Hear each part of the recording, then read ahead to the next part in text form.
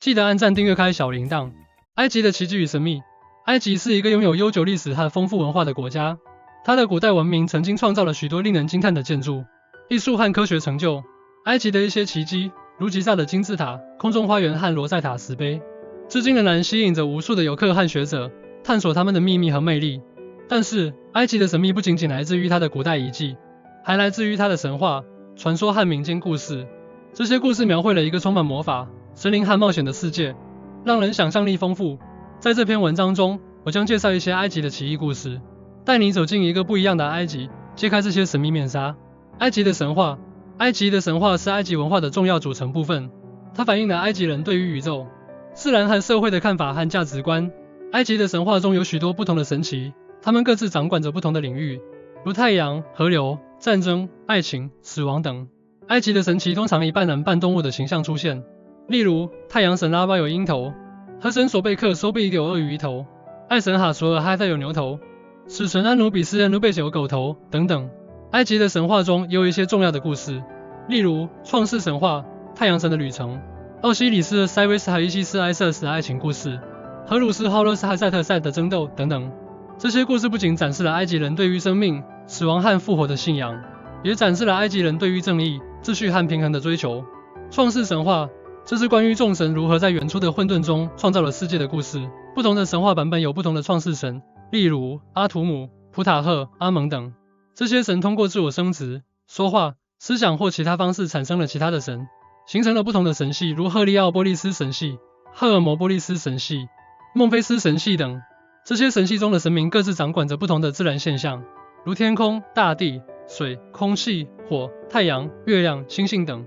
这些神明也经常发生冲突和合作，影响住世界的运行。12. 太阳神的旅程，这是关于太阳神拉如何在白天和黑夜穿越天空和冥界的故事。拉神驾着一艘三桅帆船，在白天时照亮了人间，并与其他的神明互动。在夜晚时，拉神进入了冥界，面对着各种危险和挑战，如邪恶的蛇神阿佩普、死亡之门、火焰之湖等。拉神在冥界中也遇到了一些友好的神明，如死神奥西里斯、审判神安努比斯、保护神瓦杰特等。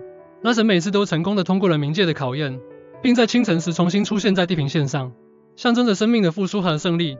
奥西里斯神话，这是关于正义之神奥西里斯和他的家庭的故事。奥西里斯是埃及的第一位国王，他教导了人们文明和农业，并与他的妻子伊西斯统治住埃及。但是他的弟弟赛特嫉妒他的权力和威望，于是策划了一个阴谋，将奥西里斯杀死，并将他的尸体分成14块，分散在埃及各地。伊西斯不愿放弃奥西里斯，他四处寻找他的尸体，并用魔法将他复活。奥西里斯和伊西斯的儿子荷鲁斯长大后，与赛特展开了一场激烈的斗争，最终打败了赛特，并继承了父亲的王位。奥西里斯则成为了冥界的统治者，并审判死者的灵魂。这个故事象征着正义、秩序和生命的胜利，也反映了法老的神圣地位和冥界的信仰。艺术，埃及艺术以其独特的风格和技巧而闻名，如金字塔、狮身人面像、木乃伊、壁画、雕像等。埃及艺术反映了埃及人对于宗教、死亡、王权、自然和美的观念和价值。埃及艺术也随着时代的变化而发展，如在希腊罗马时期和现代主义时期出现了不同的风格和主题。12. 宗教，埃及宗教是埃及文化的重要组成部分，它影响了埃及人的生活和思想。埃及宗教有多种形式，如古埃及神话、科普特基督教和伊斯兰教。埃及宗教中有许多神圣的场所和仪式，如金字塔、神庙、清真寺、教堂、朝圣等。埃及宗教也展现了埃及人对于神灵、灵魂、复活、审判、天堂和地狱的信仰和想象。34. 科学，埃及科学是埃及文化的另一个重要元素，它体现了埃及人对于知识和探索的渴望和能力。埃及科学涵盖了多个领域，如数学、天文、医学、工程、建筑、农业等。埃及科学有许多杰出的成就和发明，如象形文字、紫砂草纸、日历、算术、几何、代数、天文表、解剖学、药物、灌溉系统、金字塔、狮身人面像等。埃及科学也对其他文明和时代产生了影响和贡献。卡勒纳神殿位于埃及底比斯，底比斯就被称作权杖之城，周围都是神殿和法老王陵墓。著名的图坦卡蒙就出土于底比斯的帝王谷。有法老陵墓的地方就一定要有神，所以周围最古老最神秘的就是这个 Corona 神庙，也叫阿蒙神庙。梦就是隐藏之神的意思，八大埃及主神之一。阿蒙神也叫做诸神之王，在埃及神话中，阿蒙神自己创造了自己，人类文明在1万到6000年前是新石器时代，6000年到2500年是农业时代的青铜文明。依照这种推测，阿蒙神殿和吉萨大金塔都是用最原始的石头炒成青铜工具盖出来的。现在考古学的碳十4测年法设定补盖遗迹的年份盐只能测含有碳的物质，花岗岩柱子里是没有碳的。而且神殿里的古埃及圣书帖也没有破解。有没有一种可能，神庙和金字塔不是我们人类这个世代建造的？就拿吉萨大金字塔来说，230万块石头，普通石头1块50吨，最大160吨，坐落于正南正北向，向北偏差为100万分之5。现代人类建造的巴黎天文台向北偏差才达100万分之25度。整个金字塔和国王密室的测量数据中，埃及文化的重要元素。古埃及时期的女人跟男人拥有相同的权利，她们拥有财产的所有权，而且土地所有权只通过母系转移。其实金字塔根本不是奴隶建的，而是一群有领薪水的员工盖的。在古埃及，只有贵族才会庆祝生日，不过当时的庆祝不像现在一样，他们只会在加冕典礼那天庆祝。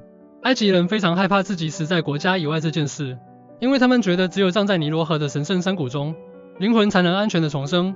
古埃及人几乎都会剃光头之后再戴上假发，因为他们为了避免长头虱，戴假发同时又可以保护自己免于烈日的伤害。在当时，为了保证血统纯正，家人通婚是很普遍的事情。法老王很常会娶自己的姊妹或者是子女。古埃及的国土紧密分布在尼罗河周围的狭长地带，是典型的水利帝国。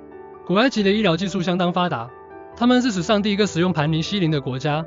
直到上世纪中叶，手术后的死亡率都远低于欧洲任何一家医院。